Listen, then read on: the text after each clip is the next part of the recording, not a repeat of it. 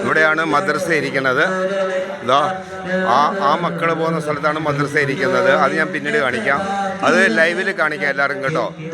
ഇതാടാ ഹസനാർ ഹാജി നഗറിലേക്ക് സ്വാഗതം എന്നെഴുതി വെച്ചേക്കുന്ന ഈ ബാനറാണ്. ഞാനിവിടെ ചെറിയ ഷോർട്ടായിട്ട് ഇതും കൂടെ ഇടുന്നുള്ളൂ. പിന്നെ ഫുള്ളായിട്ട് ലൈവിലിട്ട് കാണിക്കാം. എല്ലാവരും സഹകരിക്കുക. ഇത് ഇവിടുത്തെ കൗൺസിലറുടെ ജ്യേഷ്ഠൻ്റെ കടയാണ്. അവിടെ മുട്ടായി വിതരണമുണ്ട്. അവിടെ മുട്ടായി വിതരണം, ആഹാര വിതരണമൊക്കെ മധുര വിതരണമൊക്കെ ഉണ്ട്. ഇത് നമ്മുടെ അംസക്ക എന്ന് പറഞ്ഞ അന്ന് ഞാൻ കാണിച്ചില്ലേ കടകൾ അവിടുത്തെ ഉണ്ട്. അവിടുത്തെ ഉണ്ട്. ഇത് ഇവിടെ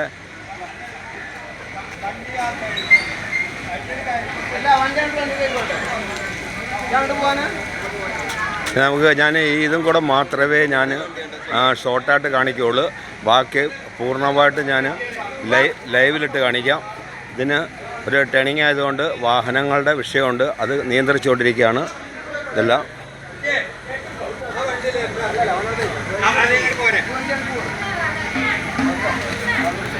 ഇപ്പോൾ കാണുന്നത് മധുരനാഥ ഈ ഇരിക്കുന്ന കുട്ടിയാണ് ആ പാട്ടെല്ലാം പാടുന്നത്.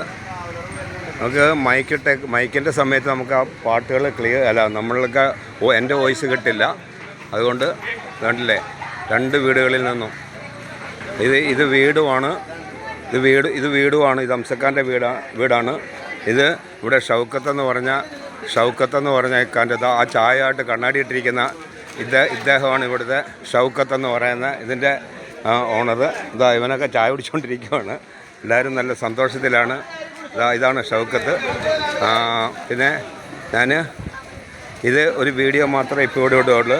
പിന്നെ ഇവിടെ മുതൽ നമുക്ക് പൂർണ്ണമായിട്ടും നമുക്ക്